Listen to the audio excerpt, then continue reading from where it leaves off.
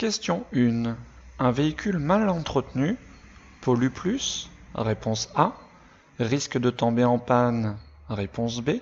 Ne risque pas de tomber en panne? Réponse C. Consomme plus? Réponse D.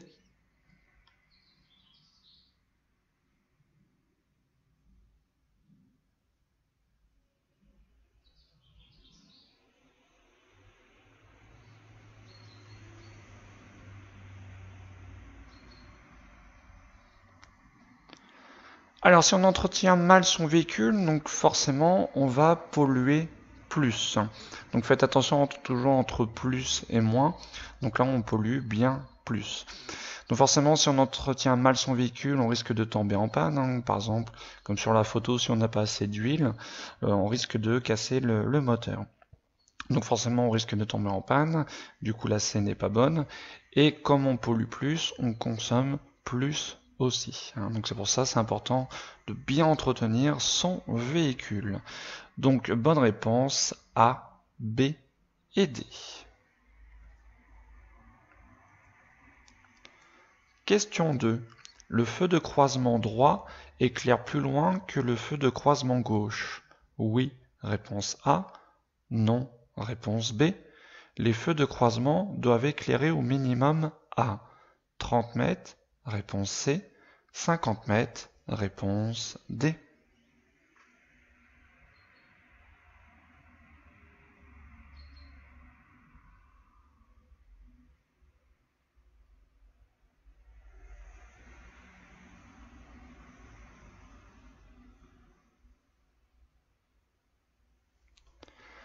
Alors ce qu'il faut savoir, donc les feux de croisement de chaque côté n'éclairent pas de la même manière.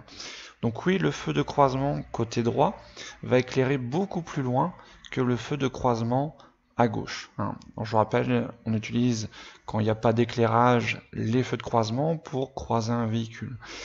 Donc justement, le feu de croisement va pas éclairer à gauche, va pas éclairer très loin pour pas trop éblouir celui qui arrive en face. Par contre, celui à droite va éclairer un petit peu plus loin pour bien voir le bord droit de la route. On le voit sur la photo, vous voyez, ici ça éclaire pas forcément très loin, et là à droite, on voit que ça éclaire beaucoup plus loin. On voit beaucoup plus au loin le côté de la route qu'ici sur notre gauche. Donc ça c'est vrai.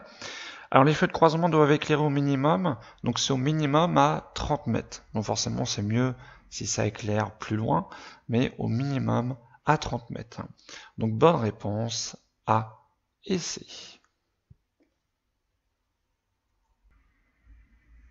Question 3. Il existe un danger potentiel dans la zone A? Réponse A. Zone B? Réponse B. Je réduis mon allure? Oui, réponse C. Non, réponse D.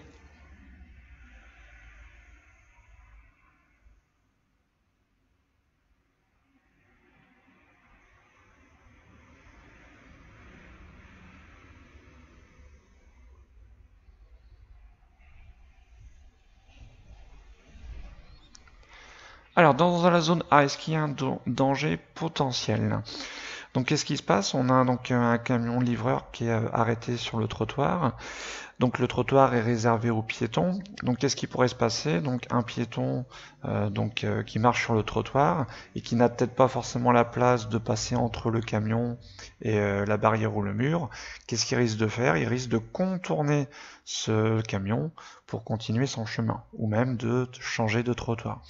Donc forcément, on a un danger potentiel justement qu'un piéton surgisse et surtout on ne le voit pas à cause du camion.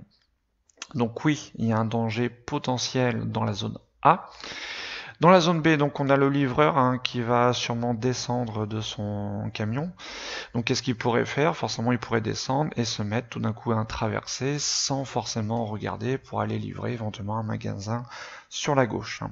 Donc voilà, toujours un piéton, c'est toujours quelqu'un qui est susceptible de changer de direction à tout moment et il peut aussi traverser sans regarder. Donc on a bien des dangers dans les deux zones. Donc bonne réponse A et B. Donc comme il y a des dangers forcément potentiels, on va réduire son allure forcément. Donc bonne réponse A, B et C. Question 4. Le conducteur de ce véhicule qui recule me voit. Oui, réponse A. Non, réponse B. Je klaxonne et passe. Oui, réponse C. Non, réponse D.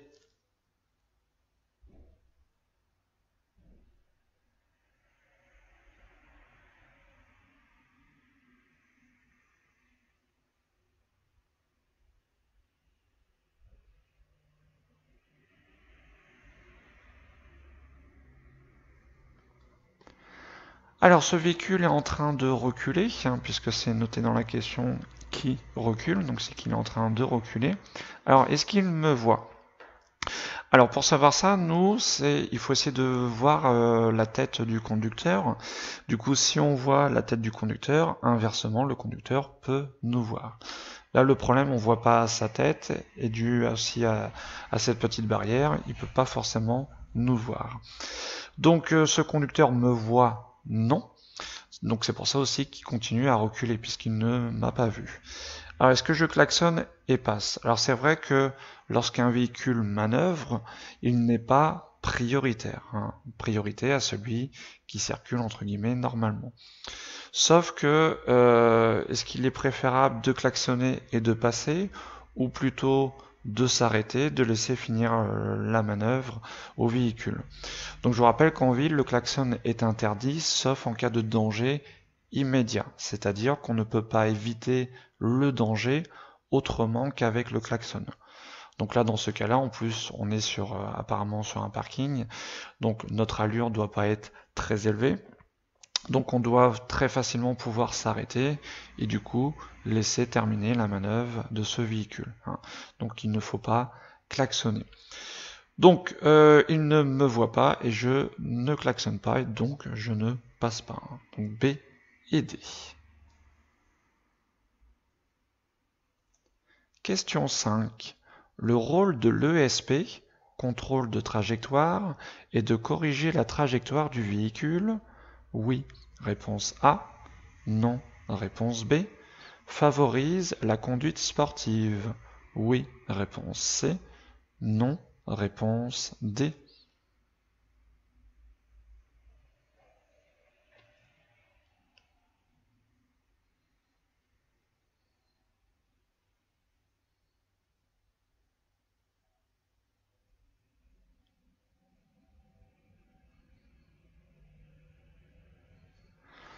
Alors l'ESP, donc c'est le contrôle de trajectoire. Donc qu'est-ce que c'est? Donc ça permet au véhicule, si jamais on a une perte d'adhérence, donc notamment dans un virage, si le véhicule se met à déraper un petit peu, donc oui, ça permet de corriger la trajectoire, ça remet le véhicule, entre guillemets, dans le bon chemin. Alors forcément, ce système a ses propres limites. Forcément, c'est pas parce que j'ai l'ESP que je vais pouvoir avoir une conduite sportive. Je vais pas pouvoir prendre forcément le virage à 200 km/h. Forcément, ça a ses limites. Donc il ne faut pas user de ce contrôle de trajectoire. Il faut toujours rouler normalement en sécurité. Vraiment, l'ESP s'enclenche que vraiment en cas exceptionnel. Donc oui, ça corrige la trajectoire lors d'un dérapage, mais forcément, ça ne favorise pas la conduite sportive. Donc bonne réponse, A et D. Question 6. Lors de mon installation, je règle le volant de façon à ne pas masquer les compteurs. Oui, réponse A. Non, réponse B.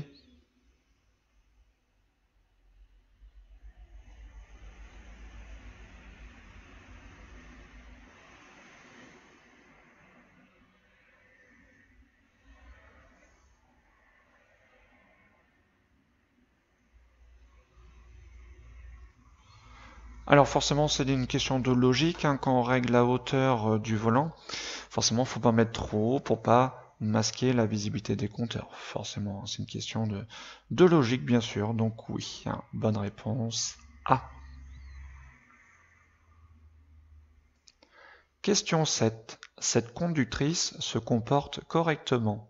Oui, réponse A. Non, réponse B.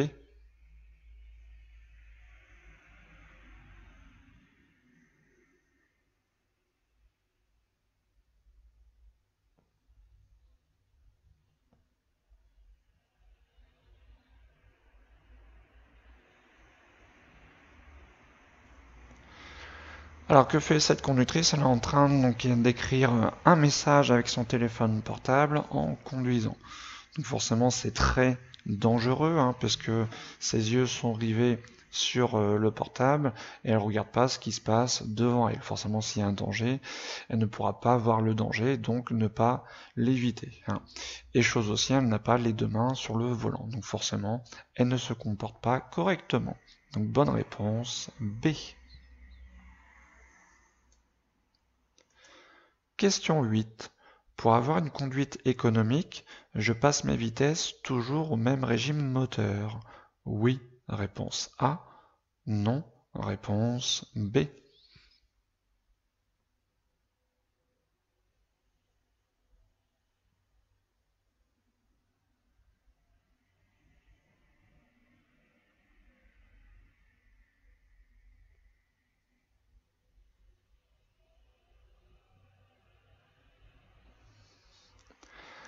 Alors pour avoir une conduite économique, forcément, donc il ne faut pas être ce qu'on appelle en sous-régime, c'est-à-dire que le véhicule, enfin le moteur tourne trop lentement. Donc là, il va avoir du mal à entraîner la voiture, donc il va consommer beaucoup de carburant. Et inversement, il ne faut pas être en sur-régime, c'est-à-dire que le moteur tourne trop vite. Même chose, on va consommer trop de carburant. Donc il faut toujours être au bon régime moteur. Donc oui, pour avoir une conduite économique, on va passer les vitesses toujours au même régime, c'est-à-dire au bon régime qu'il faut. Alors je vous rappelle, pour un moteur diesel, c'est environ 2000 tours par minute, et un moteur essence, c'est environ 2500 tours par minute qu'on va changer une vitesse. Donc forcément, c'est toujours au même régime moteur. Donc bonne réponse A. Question 9. Ce piéton crée une zone d'incertitude. Oui, réponse A. Non, réponse B. Je ralentis. Oui, réponse C. Non, réponse D.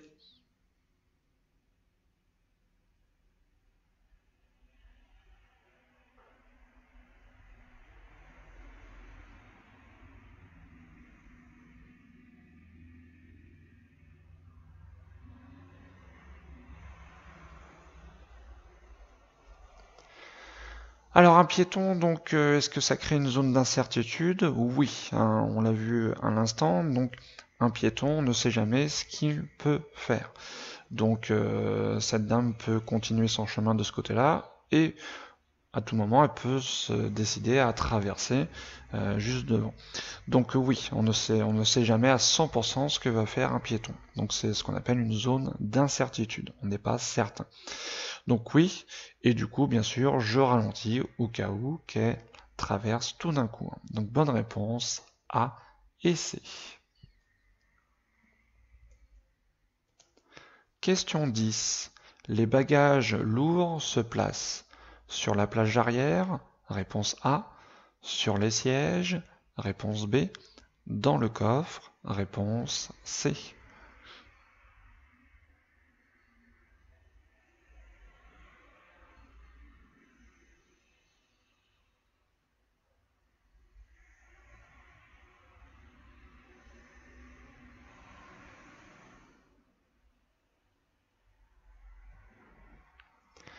Alors les bagages lourds, donc il faut de préférence les placer dans un endroit où c'est sécurisant dans la voiture. C'est-à-dire donc il ne faut pas qu'en cas de freinage, ça devienne des projectiles dangereux. Donc si je la mets sur la plage arrière, hein, c'est ce qui est au-dessus du coffre, donc forcément en cas de freinage brutal, ces objets vont être projetés vers l'avant. Donc forcément ça peut devenir des projectiles très dangereux.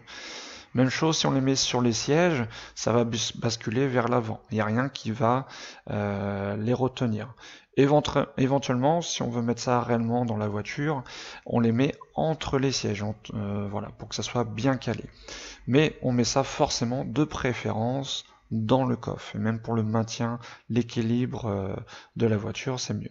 Donc bien sûr, de préférence dans le coffre, hein, mais jamais sur la plage arrière. Hein, ça c'est beaucoup trop dangereux. Et éviter aussi sur les sièges, plutôt entre les sièges. Donc bonne réponse C. Question 11. Parmi tous les conducteurs, 1 sur 20 voit très mal et l'ignore. Oui, réponse A. Non, réponse B.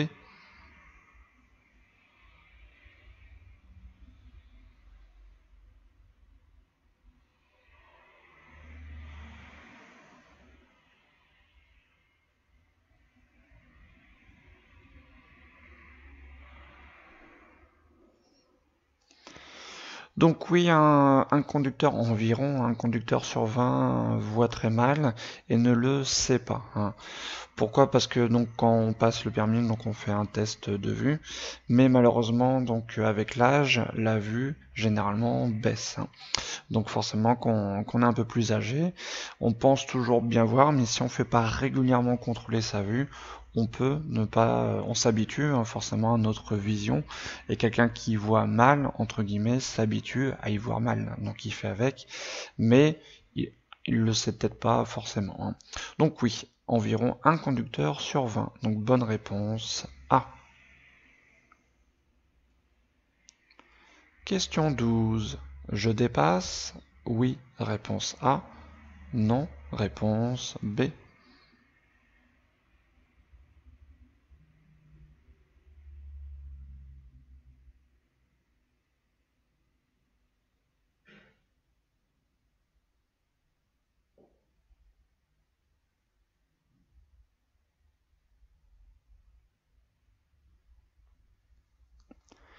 Alors pour effectuer un dépassement, donc il y a toujours 3 choses à vérifier. Donc la toute première chose, c'est est-ce que j'ai le droit, est-ce que j'ai l'autorisation d'effectuer un dépassement. Donc qu'est-ce qui peut me dire oui ou non? Donc on a la signalisation, donc ce qu'on appelle déjà dans un premier temps la signalisation horizontale, c'est-à-dire le marquage au sol. Donc là le marquage au sol, c'est des pointillés, m'autorise à dépasser. Donc la signalisation horizontale, pas de souci.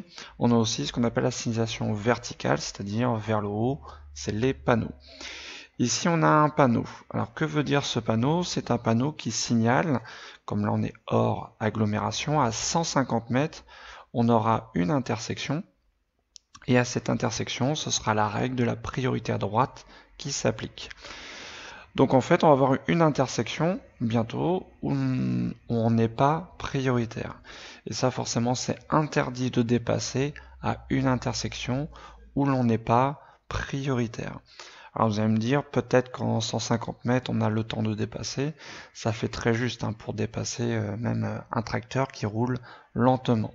Donc comme l'intersection est bientôt, je ne dépasse pas. C'est vraiment très dangereux, surtout si je dépasse, forcément le tracteur me cachera la visibilité s'il y a un véhicule qui arrive à droite, hein. C'est pour ça qu'il ne faut pas dépasser. Donc là, il faut être patient, on attend de passer l'intersection et après, si vraiment la visibilité est toujours bonne, je pourrais éventuellement dépasser, hein. Mais pour l'instant non, car je ne serai pas prioritaire. Donc bonne réponse B. Question 13. De nombreux cyclistes sont accidentés par l'ouverture sans regarder d'une portière. Oui, réponse A. Non, réponse B.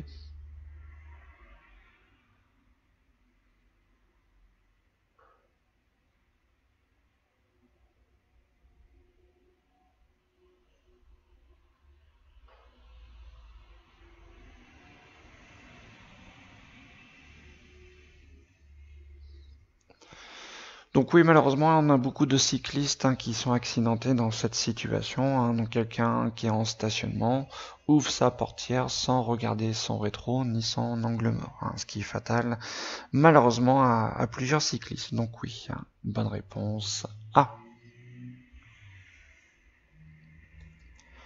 Question 14. Après un refus au contrôle technique, je dois faire les réparations dans un délai de 2 mois, réponse A, 4 mois, réponse B, 6 mois, réponse C.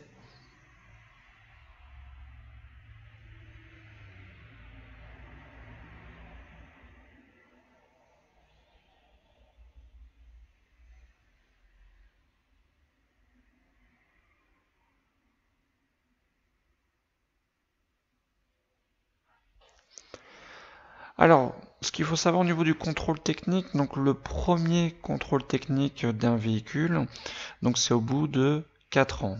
Hein. Ensuite, on effectue ce contrôle technique tous les 2 ans. Donc hein, forcément au bout de 6 ans, 8 ans, etc.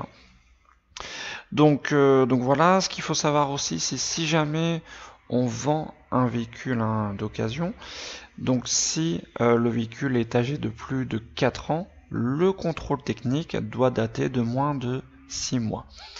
Mais là, c'était pas la question. Donc la question, c'est si jamais je passe mon véhicule au contrôle technique et qu'il est refusé.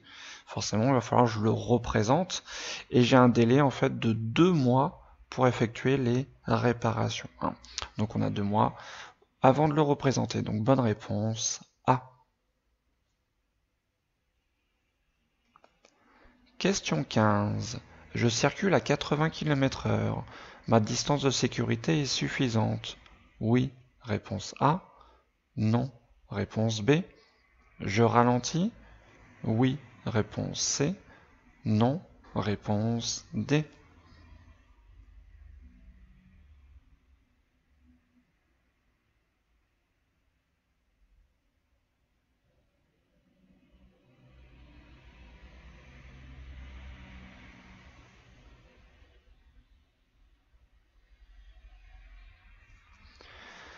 Alors je circule à 80 km/h, donc c'est pas la vitesse maximale qui est autorisée. Donc sur voie rapide ou sur autoroute, là on sait pas trop hein, sur quel type de route, mais voilà, c'est une route à chaussée séparée par un terre-plein central. Donc la vitesse minimum en fait ça va être 110 km/h. Après si c'est une autoroute, là ce sera 130. Mais là donc 110, à part si on a des panneaux qui précisent, par exemple ça peut être limité à 90, mais là il n'y a aucun panneau qui nous précise la limitation. Donc dans ces chaussées donc séparées par un terre-plein central, comment savoir si on a une bonne distance de sécurité? C'est par rapport donc à la borne d'arrêt d'urgence. Donc ici on en a bien une. Et comment savoir si on a une bonne distance de sécurité? Il faut laisser 2 grands traits. Donc entre moi et le véhicule que je suis. Donc là on n'a même pas un trait. Donc même si je roule pas à la vitesse maximale autorisée, parce que plus on roule vite, plus il faut laisser de distance de sécurité. Inversement, moins je roule vite, moins cette distance doit être grande. Mais même à 80 km/h, la distance là n'est pas suffisante. Donc non. Et comme la distance n'est pas suffisante, bien sûr, je vais ralentir pour augmenter cette distance de sécurité. Alors attention, ralentir, ce n'est pas freiner. Forcément, si ça aurait été je freine, là ça aurait été non, puisque j'ai un véhicule derrière moi. Mais là, je peux lever le pied, c'est-à-dire juste arrêter d'accélérer pour tranquillement augmenter cette distance de sécurité sans surprendre ni gêner le véhicule qui est derrière moi. Donc bonne réponse, B et C.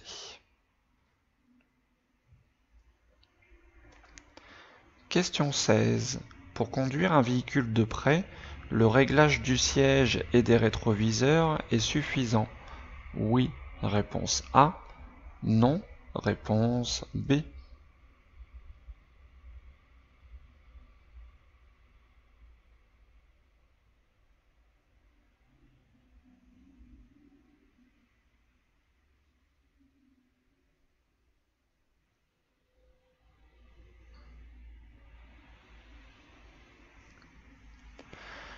Alors pour s'installer dans un véhicule de près ou n'importe quel véhicule, c'est-à-dire en fait c'est que la position de conduite n'est pas la nôtre, bien sûr il faut effectuer tous les réglages. Alors il y a quoi à régler? Donc il y a le siège, donc profondeur, hauteur, le dossier et l'appui-tête. Donc les rétroviseurs bien sûr, les trois, donc les extérieurs et l'intérieur. Pas oublier aussi de régler le volant. Le volant, généralement, on peut régler en hauteur, et sur certains véhicules, on peut régler en profondeur, c'est-à-dire le pousser ou le ramener vers soi. Donc là, on disait le réglage du siège et des rétroviseurs, donc non, il faut aussi ajuster le volant, surtout aussi pour avoir une bonne visibilité au niveau des compteurs. Donc, est-ce que c'est suffisant? Donc non, il nous manquait le volant. Bonne réponse B. Question 17. S'arrêter à la ligne de stop est utile si la visibilité est insuffisante. Oui, réponse A. Non, réponse B. Suffisante. Oui, réponse C. Non, réponse D.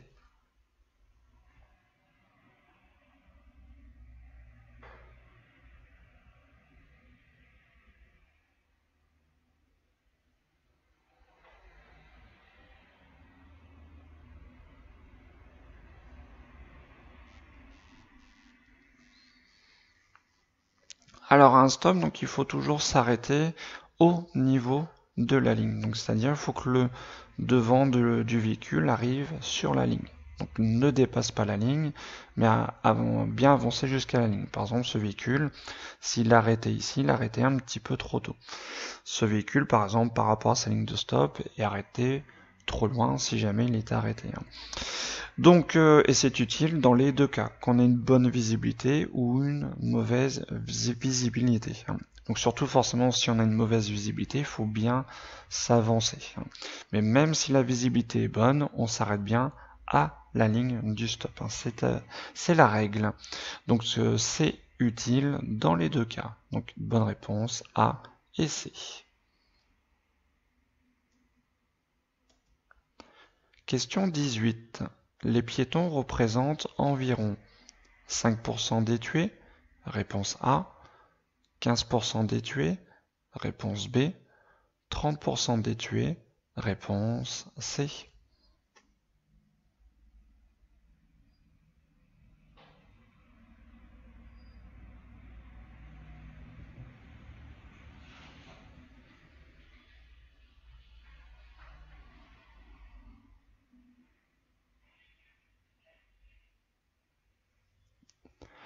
Donc ça c'est des pourcentages, donc les pourcentages, si on sait par cœur, tant mieux, si on sait pas, bah forcément c'est un petit peu difficile. Après il y a la logique aussi qui peut un petit peu intervenir. Donc 30% des tués, ça ferait un tiers des tués, ça ferait beaucoup, c'est un petit peu de trop. Donc les piétons représentent 15% des tués. Donc bonne réponse B. Question 19. Le véhicule derrière me fait des appels de phare. Je me rabats immédiatement à droite. Réponse A. Je reste dans cette voie en gardant la même allure. Réponse B. Je reste dans cette voie en accélérant. Réponse C.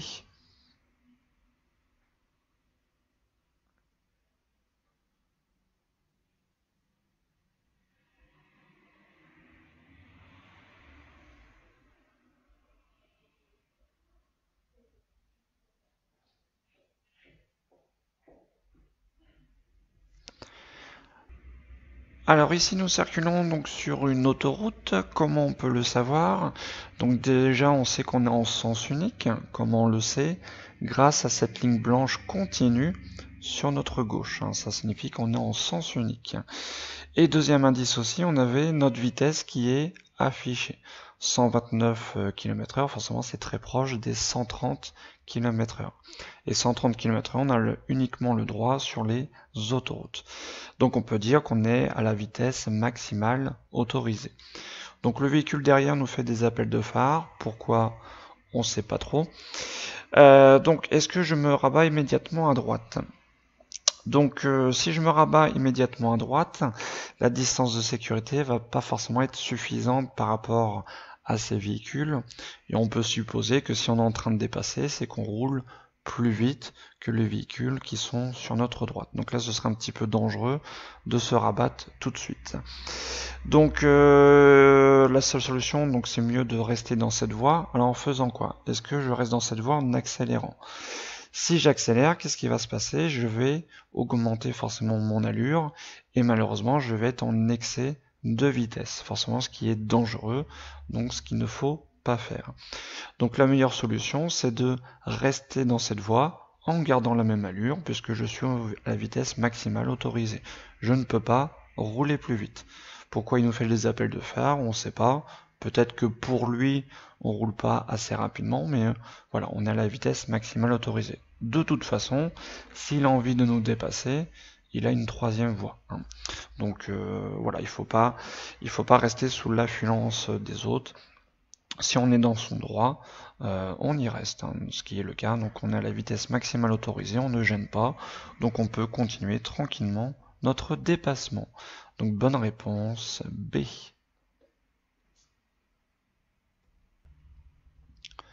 Question 20. La ceinture de sécurité est obligatoire pour tous les trajets? Réponse A. Facultatif pour les courts trajets? Réponse B. Obligatoire à l'avant avec airbag? Réponse C. Obligatoire à l'avant sans airbag? Réponse D.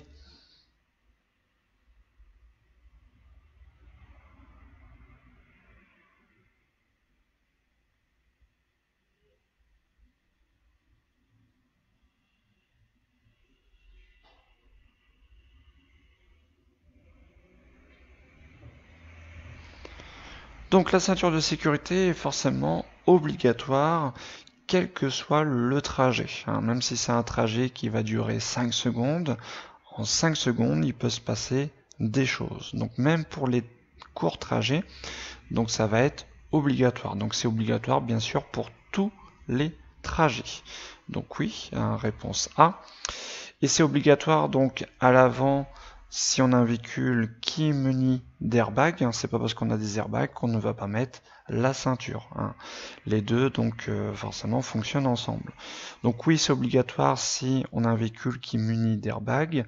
Et c'est obligatoire bien sûr si le véhicule n'a pas non plus d'airbag. Ça ne change rien. Donc bonne réponse A, C et D. Question 21. Ce voyant s'allume. Il signale une perte d'adhérence. Oui, réponse A. Non, réponse B. Je ralentis. Oui, réponse C. Non, réponse D.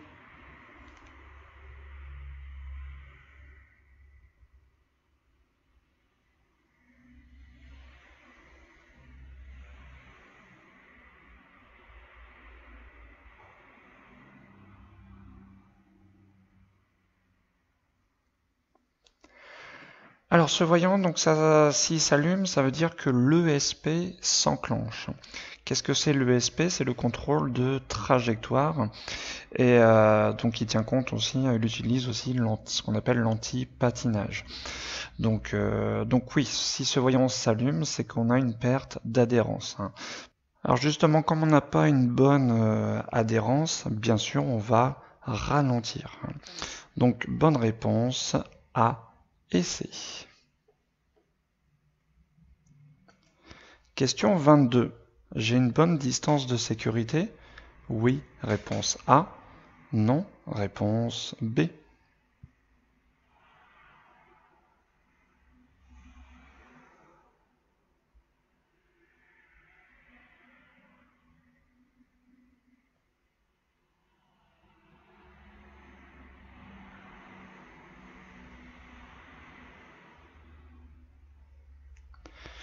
Donc ici nous nous trouvons dans un tunnel. Donc dans un tunnel, pour savoir si on a une bonne distance de sécurité, forcément si le tunnel en est équipé, c'est les diodes bleues.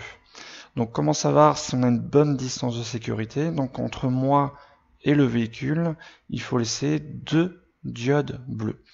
Alors est-ce qu'ici on a 2 diodes bleues entre moi et ce véhicule? Donc non.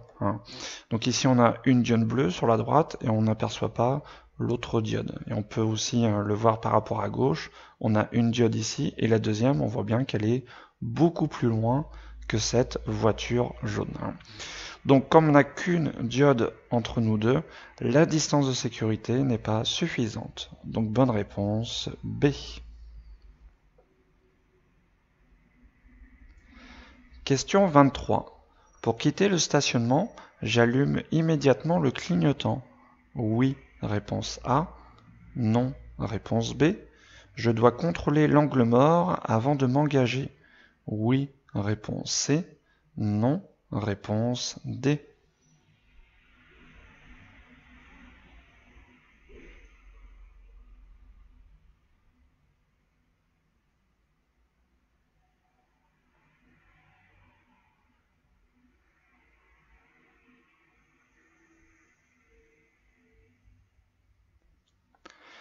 Alors avant de s'insérer, de quitter un stationnement, qu'est-ce qu'il faut faire? Forcément, il faut s'assurer qu'il y ait personne qui arrive derrière nous. Donc ici, on va pouvoir regarder dans le rétro forcément et on aperçoit un véhicule qui arrive derrière nous. Donc on va pas s'engager tout de suite. Donc du coup, comme on ne s'engage pas immédiatement, on n'allume pas immédiatement le clignotant. Pourquoi? Parce que si jamais j'allume mon clignotant, qu'est-ce que peut penser cet usager? Il peut penser que je ne l'ai pas vu et que je risque de m'engager tout de suite. Donc je risque de lui faire peur.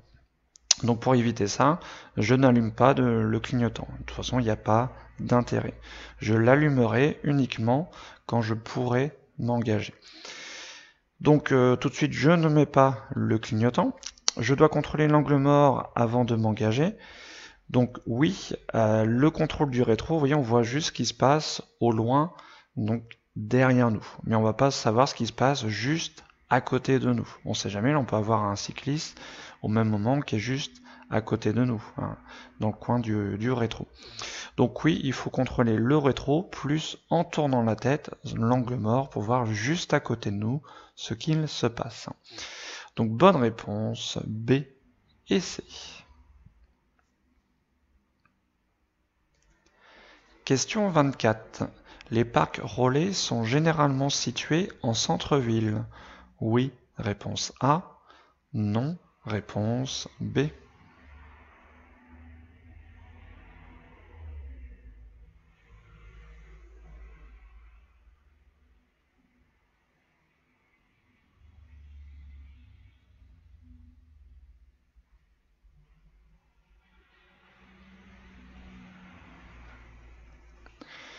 Alors les parcs relais, donc à quoi ça sert? C'est des parkings pour justement garer notre véhicule et accéder au centre-ville avec l'aide des transports en commun. Donc les bus, les tramways, les métros, etc. Donc ils sont forcément situés en périphérie des villes, c'est-à-dire en dehors des villes, justement pour accéder ensuite en centre-ville, mais sans prendre sa voiture. Donc ils ne sont pas situés en centre-ville. Donc bonne réponse B. Question 25. En panne dans un tunnel, le conducteur doit allumer les feux de détresse, réponse A. Rejoindre une issue de secours, réponse B. Rejoindre une niche de sécurité, réponse C. Appeler un dépanneur depuis son téléphone, réponse D.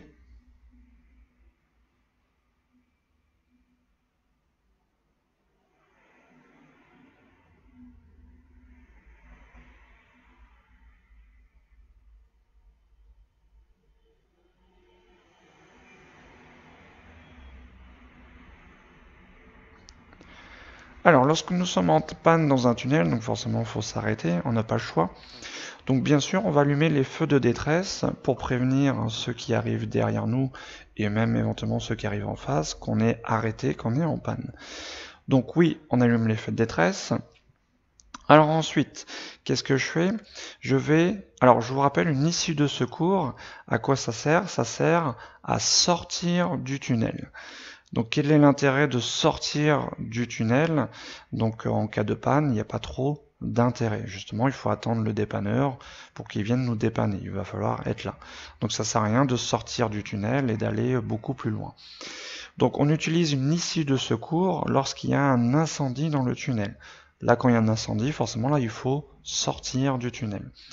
Donc on va plutôt rejoindre une niche de sécurité. Qu'est-ce que c'est une niche de sécurité? C'est une petite pièce qui va nous servir à nous protéger de la circulation dans le tunnel. Parce que vous voyez, les trottoirs sont pas très larges. C'est assez dangereux de rester sur un petit trottoir comme ça avec la circulation dans un tunnel. Donc au moins dans la petite pièce, dans la niche de sécurité, justement on va être en sécurité par rapport à la circulation. Et dans cette niche de sécurité, on va trouver un poste d'appel d'urgence. Donc justement, pour éventuellement appeler un dépanneur. Donc on va pas appeler justement un dépanneur depuis son téléphone portable. Donc déjà, parce que les téléphones portables ne passent pas dans les tunnels. mais aussi avec le poste d'appel d'urgence, au moins ils vont nous situer, ils vont savoir précisément où on est. Donc j'allume les feux de détresse et on rejoint une niche de sécurité. Donc bonne réponse A et C.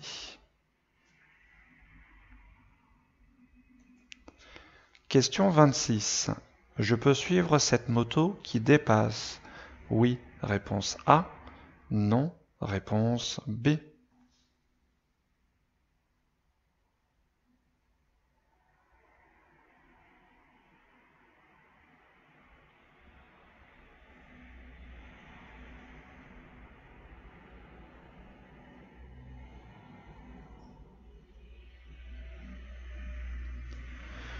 Donc ici nous sommes soit sur une autoroute ou soit sur une voie rapide.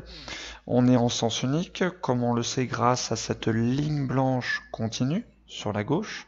À partir qu'on a une ligne blanche continue sur la gauche, on est forcément en sens unique. Donc même si on ne voit pas ce qui se passe, bien sûr il n'y a pas de danger de continuer le dépassement, la ligne me l'autorise. Mais ce qu'il faut aussi avant de changer de voie, c'est vérifier qu'il n'y ait personne derrière nous sur cette voie à gauche. Comment on peut le vérifier? Grâce au rétroviseur, forcément. Donc dans le rétroviseur intérieur, on peut voir qu'on a un camion jaune qui nous suit, il est derrière nous, mais on a cette petite voiture bleue qui est en train de dépasser ce camion jaune. Et comme ce véhicule est en train de dépasser, forcément il va rouler plus vite que nous qui circulons dans la voie la plus à droite. Donc comme ce véhicule arrive, pour l'instant je ne peux pas passer dans la voie de gauche et justement suivre cette moto qui dépasse. Par contre, il n'y aurait pas eu ce véhicule bleu, j'aurais pu me positionner dans la voie de gauche. Mais à cause du véhicule, je ne suis pas cette moto. Donc bonne réponse B.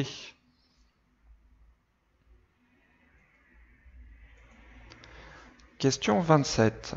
Je dois laisser passer ces piétons qui ne sont pas encore engagés sur le passage protégé. Oui, réponse A. Non, réponse B.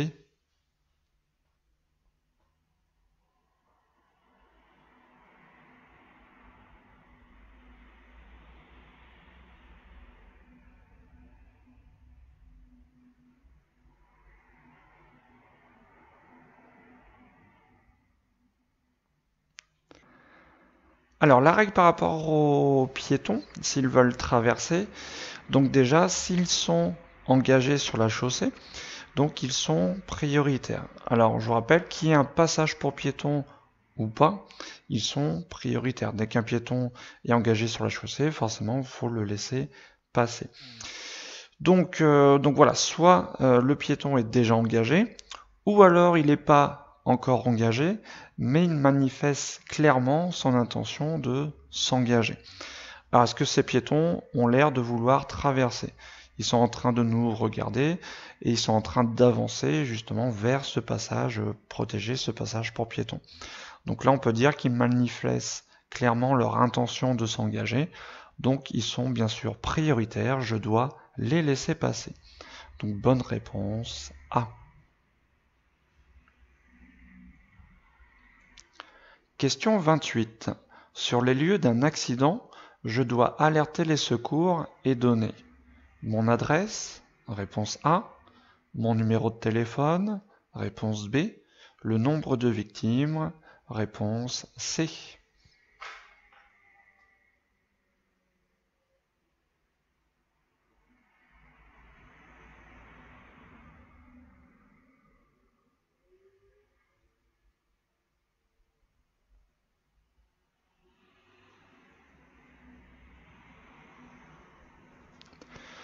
Alors sur les lieux d'un accident, donc bien sûr il va falloir appeler les secours, les contacter. Donc quelle information on doit donner? Donc forcément les lieux de l'accident.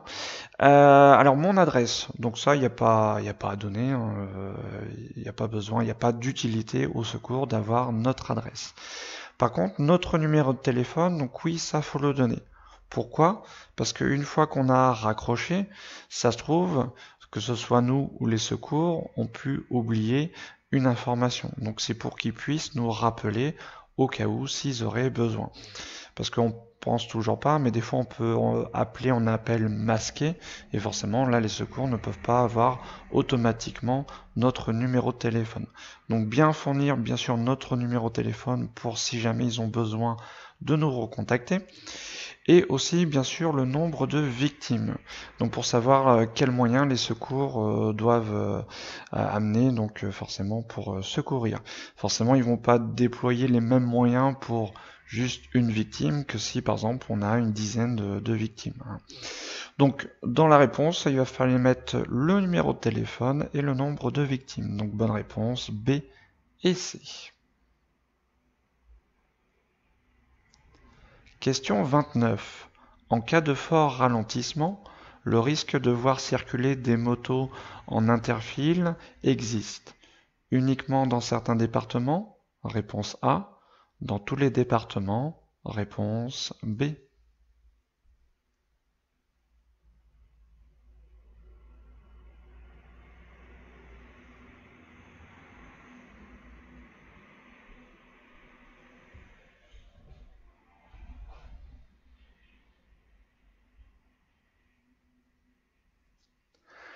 Alors la circulation interfile, qu'est-ce que ça veut dire? Ça veut dire que les motards circulent entre les fils des véhicules normaux, par exemple les voitures. Alors dans certains départements, donc ça c'est autorisé. Par contre, voilà, dans toute la France, ce n'est pas forcément autorisé. Il y a juste que dans certains départements, comme par exemple la région de l'Île-de-France. Là, c'est autorisé. Mais dans d'autres départements, c'est pas forcément autorisé. Alors, est-ce que c'est parce que ce n'est pas autorisé que le risque n'existe pas? Forcément, non. Donc, bien sûr, le risque existe dans tous les départements. Même si les motards n'ont pas le droit de faire ça, le risque existe quand même. Donc, même si on se trouve dans un département où ils n'ont pas le droit, il faut quand même surveiller les rétros au cas où justement qu'il y a un motard qui passerait en interfile. Donc le risque existe dans tous les départements. Donc réponse B.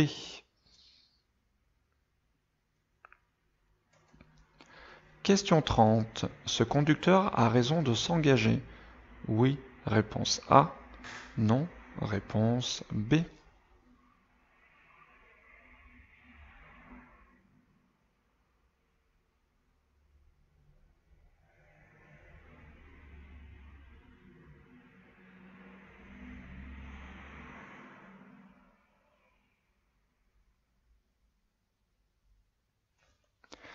Alors si nous avons un feu tricolore temporaire, qu'est-ce que ça veut dire? C'est pas là tout le long de l'année.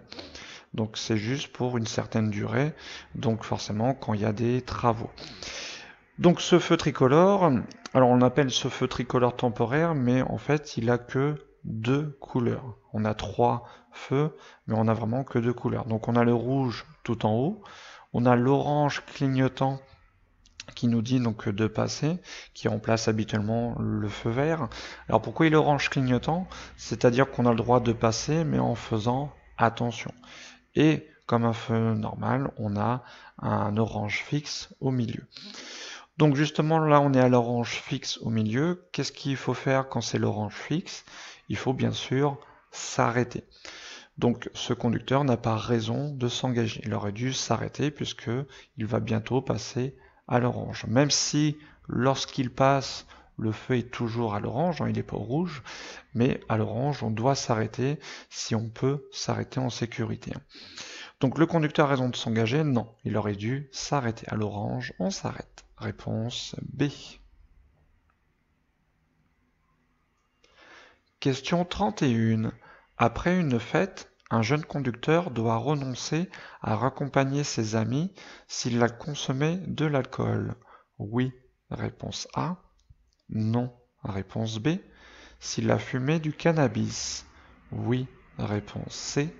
Non, réponse D.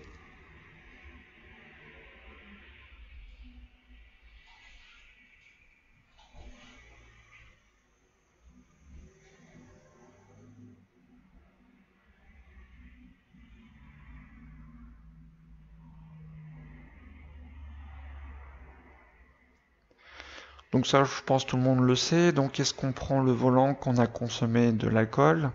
Donc non.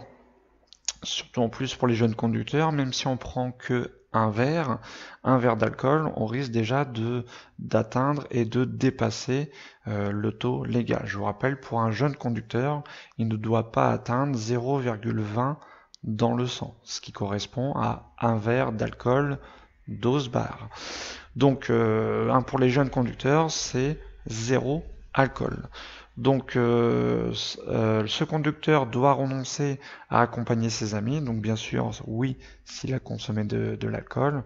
Et forcément oui aussi s'il a consommé du cannabis. Donc bonne réponse A et C. Question 32. Des amortisseurs usés influent sur la stabilité du véhicule. Oui, réponse A. Non, réponse B. Allonge les distances de freinage. Oui, réponse C.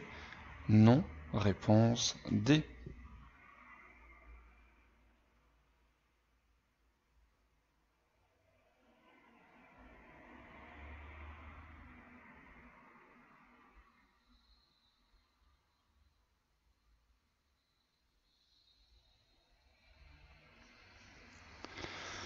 Donc les amortisseurs, c'est cette pièce-là. Donc pour simplifier, c'est une sorte de ressort qui sert donc surtout à que la roue soit toujours, surtout le pneu, soit toujours en contact avec la route, avec le sol. C'est-à-dire s'il y a une bosse, il ne faut pas que le pneu décolle, entre guillemets. Il faut toujours qu'il soit en contact avec le sol et forcément donc une meilleure tenue de route. Donc si les amortisseurs sont usés, est-ce que ça influe sur la stabilité du véhicule? Donc oui, bien sûr. Et est-ce que ça allonge les distances de freinage? Oui, si. Comme je viens de vous dire, si le pneu n'est pas en contact avec le sol, on a beau freiner, forcément ça va rien faire. Donc c'est pour ça, si les amortisseurs ne sont pas usés, on aura une bonne distance, une meilleure distance de freinage que si forcément la roue, par exemple, décolle sur des bosses. Donc oui, dans les deux cas, bonne réponse A et C. Question 33. Le régulateur adaptatif garde automatiquement une distance de suivi avec le véhicule précédent. Oui, réponse A. Non, réponse B.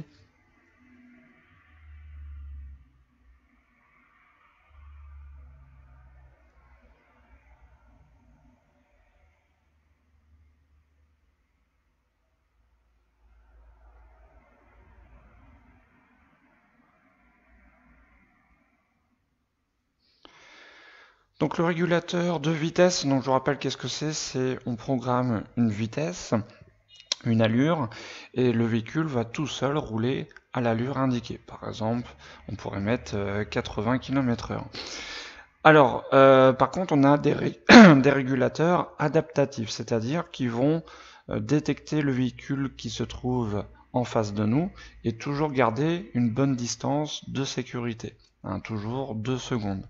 Du coup, forcément, ça va agir si on arrive plus vite que le véhicule qui est devant nous, ce qu'on appelle le véhicule précédent.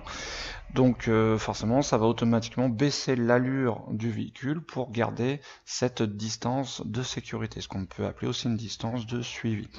Donc oui, ça garde automatiquement cette distance de suivi. Donc oui, réponse A. Question 34. Dans les grandes agglomérations, les transports en commun permettent de se déplacer plus rapidement. Oui, réponse A. Non, réponse B.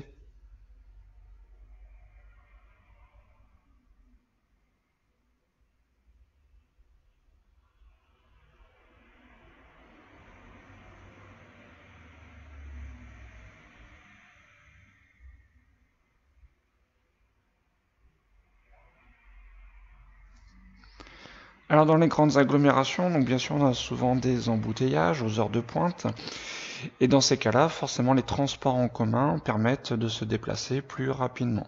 Regardez, les véhicules, les automobilistes, même les motos sont bouchés.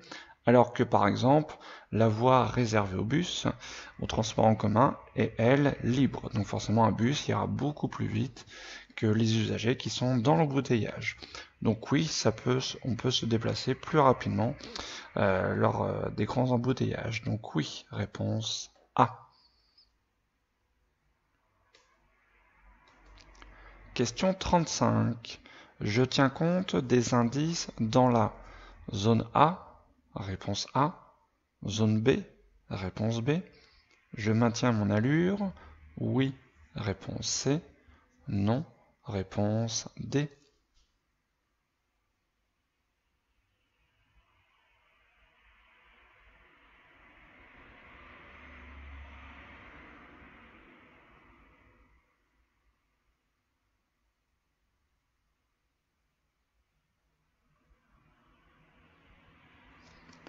Alors lorsqu'on conduit, donc il faut tenir compte forcément de tous les indices qu'on voit autour de nous et surtout les indices qui sont mobiles, qui bougent, hein, forcément parce que ça peut changer de trajectoire, de comportement. Forcément les objets fixes, bah, ça reste fixe, hein, ça va pas nous surprendre. Donc ici sur cette image, qu'est-ce qui est mobile? Qu'est-ce qui bouge? Forcément donc c'est le véhicule qu'on suit. Donc pourquoi il faut y faire attention? Parce que si tout d'un coup il se met à freiner, il va falloir qu'on freine aussi à notre tour. Mais aussi bien sûr les piétons. Donc ces piétons, donc pour l'instant ils prennent cette direction, mais tout d'un coup ils peuvent changer de direction et se mettre à traverser ici. Donc bien sûr je tiens compte des indices dans les deux zones. Donc A et B, et forcément comme il y a un danger potentiel, comme je viens de vous dire, le véhicule là peut tout d'un coup freiner, ces piétons peuvent tout d'un coup changer de direction, donc je ne vais pas maintenir mon allure, je vais ralentir pour être plus prudent. Donc bonne réponse A, B et D. Question 36. Ce vélo est correctement installé? Oui, réponse A. Non, réponse B.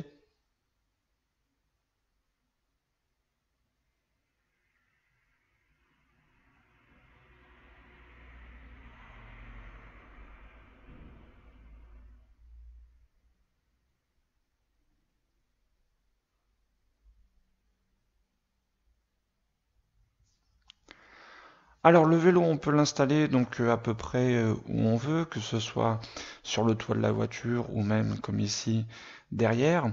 Par contre, si on l'installe derrière, il faut veiller à deux choses.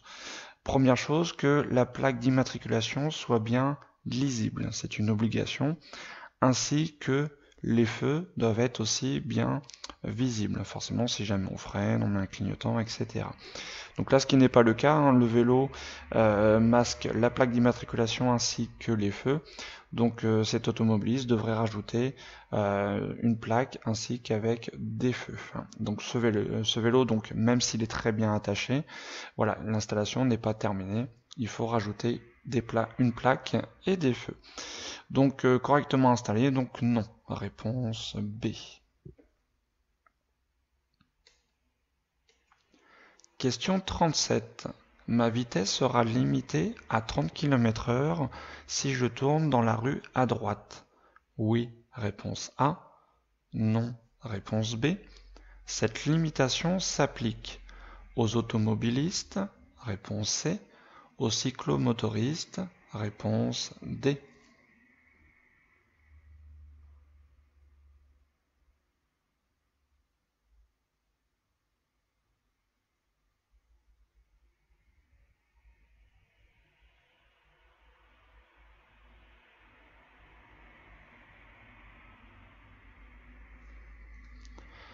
Alors ici on a une limitation de vitesse à 30 km/h.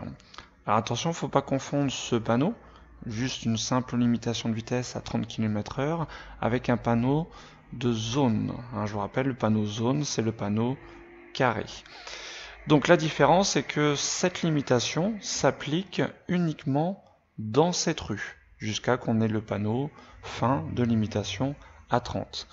Donc qu'on tourne à gauche ou qu'on tourne à droite, cette limitation donc, ne s'applique pas dans les autres rues. Donc forcément là je vais être limité à 30, Et si jamais après je tourne dans cette rue à droite, sauf indication contraire, ma vitesse sera de nouveau limitée à 50 km/h, la vitesse normale en ville.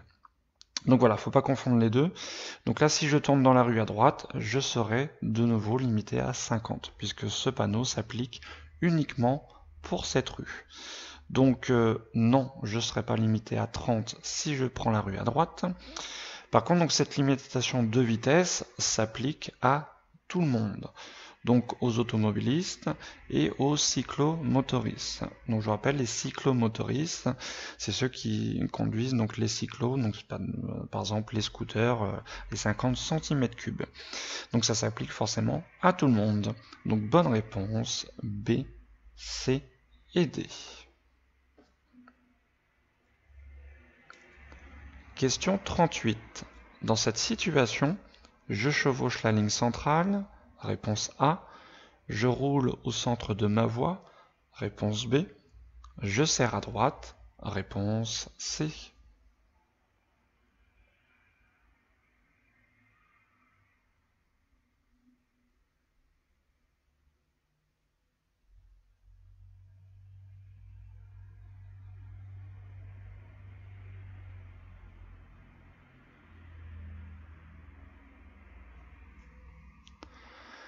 Alors ici nous arrivons dans une rue où on a des piétons de chaque côté, donc un piéton sur la droite et un groupe de piétons sur la gauche. Alors ici donc comment on va faire? Donc est-ce qu'on va chevaucher la ligne, rester au centre de sa voie ou bien serrer à droite?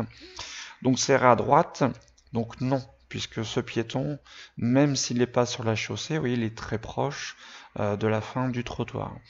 Donc il faut vraiment se laisser un espace de sécurité. Donc je vous rappelle, en ville, il faut laisser au minimum 1 mètre. Donc on ne va pas serrer le trottoir. Rester au centre de sa voie, bah, si je reste au centre de ma voie, justement, je ne vais pas laisser l'écart qu'il faut. Donc là, je vais plutôt rester à peu près où on est pour l'instant, en chevauchant tranquillement la ligne. Donc là, même si je chevauche un petit peu, je vais pas non plus passer trop proche des piétons qui se trouvent sur la gauche. Donc là, l'idéal, c'est de chevaucher légèrement la ligne pour passer loin du piéton à droite et loin des piétons à gauche. Et là, il n'y a pas de danger de chevaucher la ligne puisqu'aucun véhicule arrive en face. Donc la meilleure solution ici, c'est de chevaucher la ligne centrale. Réponse A. Question 39. J'ai une bonne distance de sécurité si je roule à 50 km/h.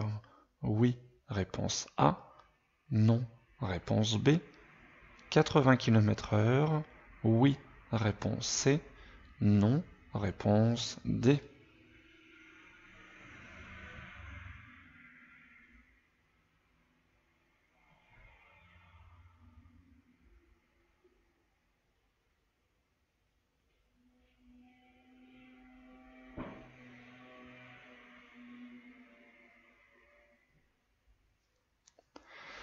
Alors pour calculer la distance de sécurité, donc je vous rappelle un calcul rapide, on va prendre le chiffre des dizaines de la vitesse et on va le multiplier par 3. Donc 3 fois 5, ça nous fait 15. Qu'est-ce que ça nous donne? Ça nous donne la distance qu'on parcourt pendant 1 seconde. Par contre, la distance de sécurité, c'est 2 secondes. Donc ce nombre va falloir multiplier par 2. Donc 15 fois 2, ça nous donne 30. Donc à 50 km/h, il nous faut une distance de sécurité de 30 mètres. Donc déjà, il fallait savoir faire ce petit calcul. Ensuite, sur la photo, repérer la distance qu'on a. Donc ce qu'il faut savoir, c'est que entre chaque petit trait ici, qu'on a un très grand espace, on a un intervalle de 10 mètres. Donc là, si on compte, on a 2 intervalles. Donc là, on a une distance entre le véhicule, ce camion, de 20 mètres environ. Donc forcément, à 50 km/h, on n'a pas une bonne distance de sécurité. Il nous manquerait encore une bonne dizaine de mètres. Donc forcément, comme la distance sécurité n'est pas suffisante à 50, elle ne sera pas non plus suffisante à 80 km/h, puisque je vous rappelle, plus on roule vite, plus la distance doit être longue, puisqu'on parcourt plus de distance en 2 secondes. Donc bonne réponse B et D.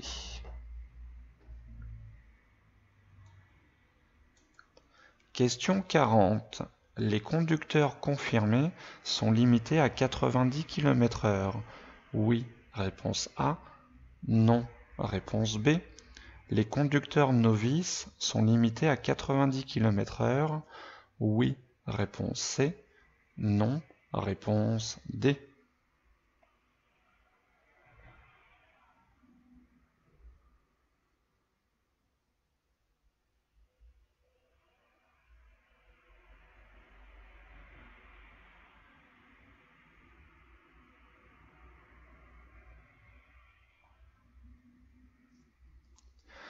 Donc ici nous sommes sur une chaussée à sens unique. Comment on le peut savoir? Donc on a 2 indices ici.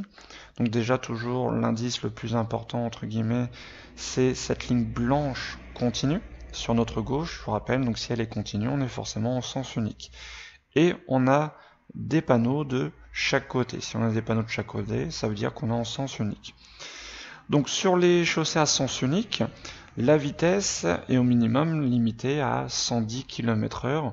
Là on parle pour les conducteurs confirmés. Et éventuellement si on est sur une autoroute, ce sera 130 km/h. 90 km/h, hein, c'est ou 80, c'est pour les chaussées donc à double sens de circulation.